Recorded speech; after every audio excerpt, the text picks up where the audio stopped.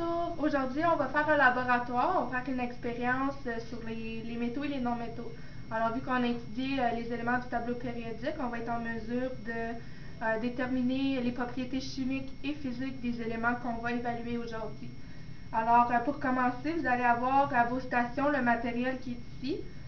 Juste pour vous faire une courte démonstration, la partie avec le circuit, nous avons la batterie ici.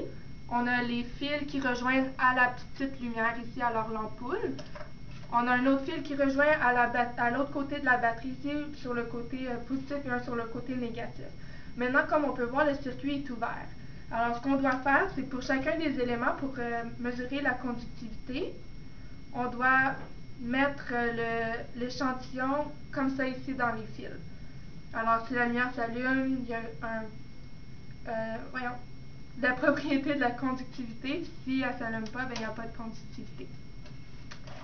Maintenant, pour ce qui est de la masse volumique, ça aussi, ça va être quand même assez compliqué. Alors, ce que vous allez faire, c'est, moi j'ai déjà mis de l'eau, mais avant de mettre de l'eau dans le cylindre gradué, vous allez ouvrir la balance. Alors, on pèse sur On. Une fois qu'elle est ouverte, on va mettre le cylindre gradué, qui n'a pas d'eau dedans, et on va peser sur 0. Ça va faire en sorte qu'il ne prendra pas en considération la masse du cylindre gradué. Alors ensuite, on rajoute de l'eau et ici, mon échantillon est un peu grand, mais c'est seulement pour que ce soit plus visuel. Alors vous autres, vous allez avoir un échantillon beaucoup plus petit que vous pouvez mettre dans l'eau et puis vous allez pouvoir calculer la masse volumique de chacun de vos échantillons.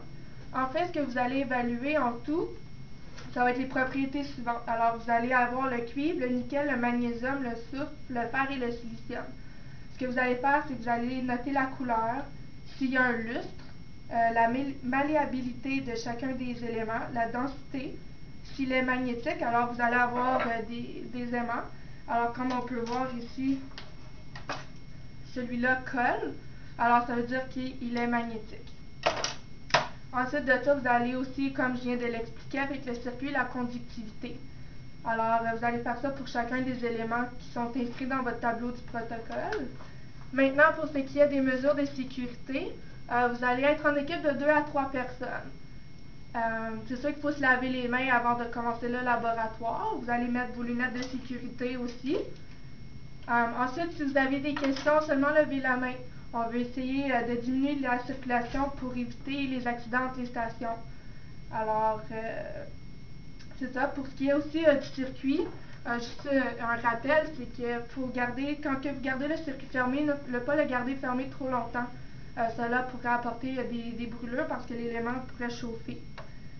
Alors, c'est ça. Alors, bonne expérience!